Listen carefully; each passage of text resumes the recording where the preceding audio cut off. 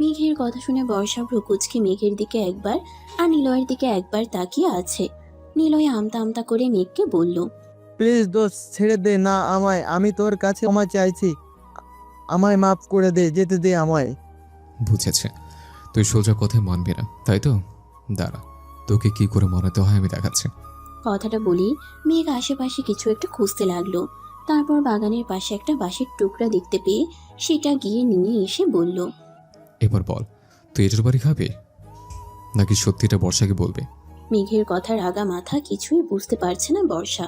তাই বর্ষা মেঘের দিকে তাকিয়ে বলেই ফেলল, কি হয়েছে কি মেঘ, তুই এভাবে নিলয় ভাইয়াকে ভয় দেখাচ্ছিস কেন? আর কি সত্যি বলবেন উনি আমায়? বর্ষার কথার উত্তর না দিয়ে মেঘ নিলয়ের বাহুতে একটা বাড়ি মেরে দিল।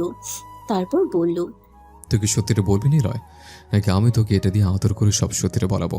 মেঘের হাতের বাঁশের টুকরা দেখে আর ওটার বাড়ি খেয়ে ভয়ে ঢোক গিলে একে একে সব কিছু বলে দিল বর্ষাকে নিলয়। সব কথা শুনে বর্ষা হা হয়ে তাকিয়ে আছে আর মনে মনে ভাবছে, এই নিলয় নামের আপদটার জন্যে আজকে ওর আর মেঘের মাঝে এত ভুল বোঝাবুঝি। সবকিছুর মূলে তাহলে এই নিলয়। কথাটা ভাবতেই রাগে বর্ষার মুখ লাল হয়ে গেল। বর্ষার রাগ বুঝতে পেরে মেঘ নিজের হাতে থাকা বাঁশটা বর্ষার দিকে এগিয়ে দিয়ে বলল, এই নে বর্ষা, তোর মনের রাগ মেটা। আমাদের মাঝে সব ঝামেলার জন্য একমাত্র দায়ী এই নিলয়ের বাচ্চা নিলয়। তুই মার ওকে বর্ষা, মার এটা দিয়ে। মেঘের কথা শুনে শাড়ির আঁচলটা কোমরে বেঁধে মেঘের হাত থেকে বাঁশটা নিয়ে নিলয়কে এলো পাথারি পিটানো শুরু করলো বর্ষা। আর মেঘ নিলয়ের হাত দুটো ধরে রাখলো যেন নিলয় কিছু করতে না পারে। নিলয়কে পিটাচ্ছে আর বলছে বর্ষা, হারামি শয়তান, রাম ছাগল বেটা, কুমির, তোর জন্য আজকে আমার এই অবস্থা। শালা তোকে আজকে আমি মেরেই ফেলবো। বেটা হনুমান, আমি ভালোবাসিস তুই তাই না? তোর ভালোবাসা আজকে আমি কেলিয়ে বের করব। এসব কথা বকছে আর ইচ্ছামতো নিলয়কে বাঁশ দিয়ে ধোলাই করছে বর্ষা। এদিকে নিলয় সমানে চিৎকার করে বর্ষাকে থামতে বলছে, মাফ চাইছে। সেদিকে বর্ষার কোনো হেলদোল নেই। বেশ কিছুক্ষণ পেটানোর পর বর্ষা ক্লান্ত হয়ে বাঁশটা ফেলে দোলনায় গিয়ে বসে পড়ল। তারপর বলল, দাঁড়া বেটা, হাতির হবু জামাই অ্যানাকোন্ডা, একটু জিরিয়ে নি, তারপর তোরে আবার ধুলাই করবো আমি। এদিকে নিলয়ের হাল বেহাল, বেচারা মাটিতে বসে পড়েছে আর মেঘ পাশে দাঁড়িয়ে মুচকি মুচকি হাসছে। মেঘের আগে থেকেই ধারণা আছে বর্ষার রাগ সম্পর্কে। কলেজে পড়াকালীন একটা বখাটে ছেলে বর্ষাকে দেখে শীষ বাজিয়ে বাজে কথা বলায় বর্ষা আচ্ছা মতো ধুলাই দিয়েছিল ছেলেটাকে। আর ছেলেটা কিছু বলতে পারেনি, কারণ বর্ষার সাথে মেঘ ছিল। তাই ইচ্ছা করেই নিলয়কে নিজে না মেরে বর্ষার কাছে নিয়ে এসেছে মেঘ। একটু পর মেঘের লোকেরা পুলিশ নিয়ে এলো মেঘের বাসায়। মেঘ নিলয়কে পুলিশের হাতে তুলে দিয়ে কিছু টাকা দিয়ে নিলয়ের কঠোর শাস্তি দেওয়ার কথা বলে দিল। সাথে মানহানি আর ইফটিজিং করার মামলা করলো। পুলিশ নিলয়কে নিয়ে চলে গেল। নিলয়কে নিয়ে পুলিশ চলে গেলে মেঘ এসে বর্ষার পাশে দোলনায় বসে বলল, অনেকদিন পর খুব ভালো একটা বিনোদন পেলাম। তোর সেই টাকিনি রূপটা আবার দেখতে পেলাম। ইস, রাগলে তোকে যে দারুণ লাগে রে সরিষা। মেঘের কথা শুনে মেঘের দিকে তাকিয়ে মুচকি হেসে তাকালো বর্ষা। তারপর দাঁতে দাঁত চেপে বলল, আমার ডাকিনী রূপটা সত্যি অনেক সুন্দর তাই না রে কুম্ভভূত?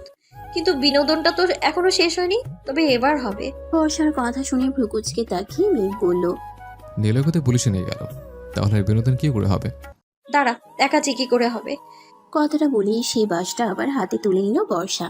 তারপর মেঘের দিকে এগিয়ে এসে মেঘকে মারতে মারতে বলতে লাগলো, বেটা কুম্ভভূত, রাক্ষস, খোক্কস, বান্দর, হনুমান, কুমড়ো পটাশ, তুই ভালো করে খোঁজ না নিয়ে অনেক কষ্ট দিয়েছিস আমায়। আজকে তোকে হাড়ে হাড়ে বোঝাবো সন্দেহ করার মজা কাকে বলে। দাঁড়া বলছি, দাঁড়া। কোথায় পালাচ্ছিস তুই, হ্যাঁ বেটা ডাইনোসর? কথাগুলো বলছে আর মেঘের পিছু হাঁটতে হাঁটতে মেঘকে মারছে বর্ষা।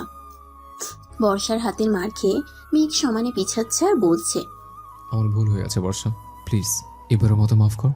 উফ, আমার লাগছে তো। আউচ, ছেড়ে দিন আমায় প্লিজ বর্ষা, আমি না তো স্বামী। কথাগুলো বলে পিছাতে পিছাতে সুইমিং পুলের কাছে গিয়ে ধপাত করে সুইমিং পুলে পা পিছলে পড়ে গেল মেঘ। মেঘকে পানিতে পড়তে দেখে বর্ষা হাসতে হাসতে বলল, বেশ হয়েছে, ভালো হয়েছে, এবার থাক তুই পানিতে। আমি তোকে একটু উপরে আসতে দিব না। উপরে উঠতে নিলে এটার মায়ের খাবি তুই। বর্ষার কথা শুনে মেঘ একবার পানিতে ডুবছে তো একবার উঠছে, এমন করছে আর বলছে, বর্ষা আমায় বাঁচা, আমি সাঁতার জানি না, আমি ডুবে যাচ্ছি, বাঁচা আমায়। মেঘের এমন অবস্থা দেখে বর্ষার হাত থেকে বাঁশের টুকরোটা পড়ে গেল। বর্ষা এতক্ষণ রেগে থাকলেও এখন সব রাগ গলে গিয়ে ভয় বাসা বাঁধল বর্ষার মনে।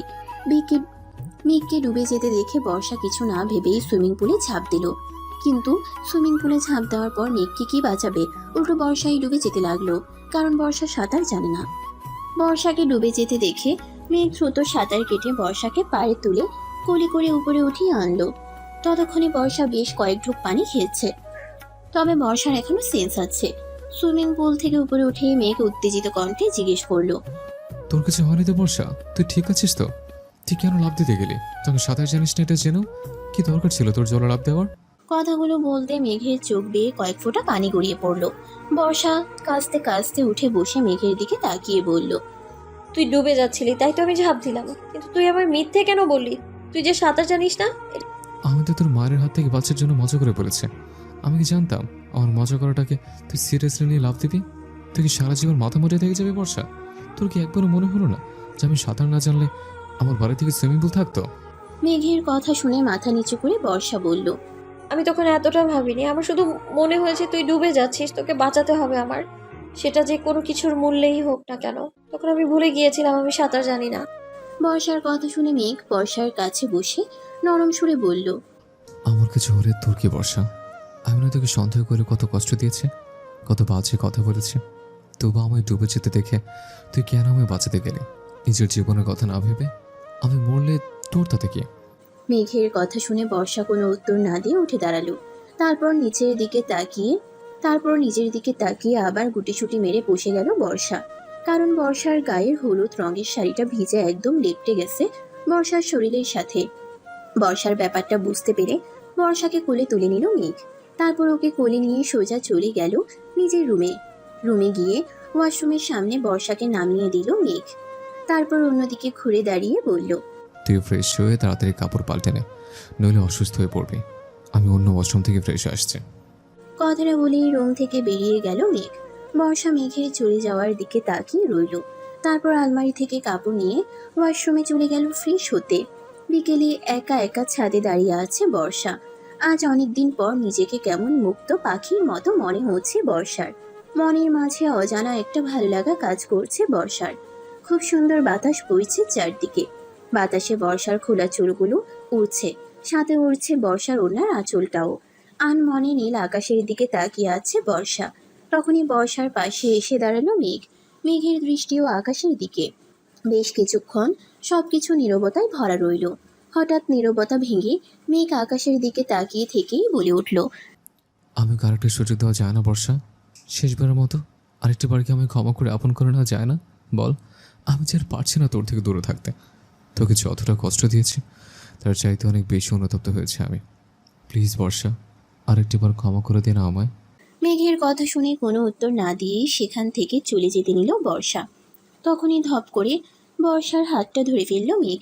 তারপর বর্ষার সামনে হাঁটু গেড়ে বসে বর্ষাকে নিজের দিকে ঘুরিয়ে বর্ষার হাতের মধ্যে একটা ধারালো ছুরি দিয়ে বলতে লাগলো, তুই যদি আমায় এখনো ক্ষমা না করিস তাহলে ছুরিটা দিয়ে আমায় এখানে শেষ করে দে।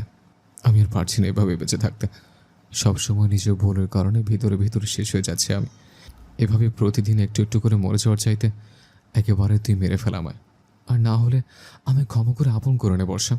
তবুও প্লিজ তুই এভাবে আমার থেকে দূরে সরে থাকিস না। মেঘের কথা শুনে রাগে বর্ষার চোখ মুখ লাল বর্ণ ধারণ করলো। বর্ষা হাতে ছুরিটাকে শক্ত করে ধরে উপরের দিকে তুলে ধরলো। তারপর আজকে বর্ষার শ্বশুর মশাই দেশে ফিরবেন। সকাল থেকেই বর্ষা কাজে লেগে পড়েছে শ্বশুরকে আপ্যায়নের জন্য। কিন্তু বর্ষা ঠিকমতো কাজই করতে পারছে না, কারণ মেঘ ওকে বিরক্ত করে করে জ্বালিয়ে মারছে। বর্ষা ওর শ্বশুর মশাইয়ের জন্য নিজের হাতে সব রান্না করছে। বর্ষা এখন প্রায় সব রান্না রপ্ত করে ফেলেছে, তাই শ্বশুরকে খাওয়াবে বলে নিজের হাতে রান্না করছে সে। আর এদিকে মেঘ এসে বর্ষাকে বিরক্ত করেই চলেছে। একবার বর্ষার পেটে শুশুরি দিচ্ছে তো একবার কানে শুশুরি দিচ্ছে, আবার পিছন থেকে জড়িয়ে ধরে ঘাড়ে না ঘষছে। বর্ষার প্রচুর অস্বস্তি হচ্ছে কাজ করতে। বর্ষা বারবার মেঘকে মানা করার পরেও যখন মেঘ শুনছে না, তখন বর্ষা ময়দা মাখার কন্টেইনার নিয়ে সুযোগ বুঝে মেঘের মাথার উপর ঢেলে দিল। মাথায় ময়দা পড়ার কারণে মেঘের সারা শরীর ময়দা দিয়ে একাকার অবস্থা। মেঘকে দেখতে এখন পুরো একটা জোকার লাগছে, যাকে বলে একদম সাদা জোকার। মেঘের দিকে তাকিয়ে বর্ষা হাসতে হাসতে শেষ। আর মেঘ বেচারা হা করে তাকিয়ে বাচ্চাদের মতো ঠোঁট উল্টে বর্ষার হাসি দেখছে। বেশ কিছুক্ষণ হাসার পর হাসি থামিয়ে বর্ষা বলল, এবার কেমন লাগলো রে কুম্ভভূত? তোকে এখন সত্যি একটা ভূতের মতোই লাগছে, যাকে বলে ময়দা ভূত, ময়দা মাখা ভূত। আমার কথা না শুনলে না এমনই হবে। কথাটা বলেই আমারও হাহা করে হাসতে লাগলো বর্ষা। বর্ষাকে হাসতে দেখে মেঘ রাগ করে কিছু বলবে, তখনই ডোরবেল বেজে উঠল। বর্ষা মেঘের দিকে তাকিয়ে বলল, একটু দরজাটা খুলে দিয়ে আয় না মেঘ প্লিজ। আমি গেলে চাচুটার রান্নাটা পড়ে যাবে। ভাবে তুই পানি না পেয়ে ময়দা দিয়ে গোসল করেছিস। এবার যা। কথাটা বলেই মেঘকে জোর করে ঠেলতে ঠেলতে পাঠিয়ে দিল বর্ষা।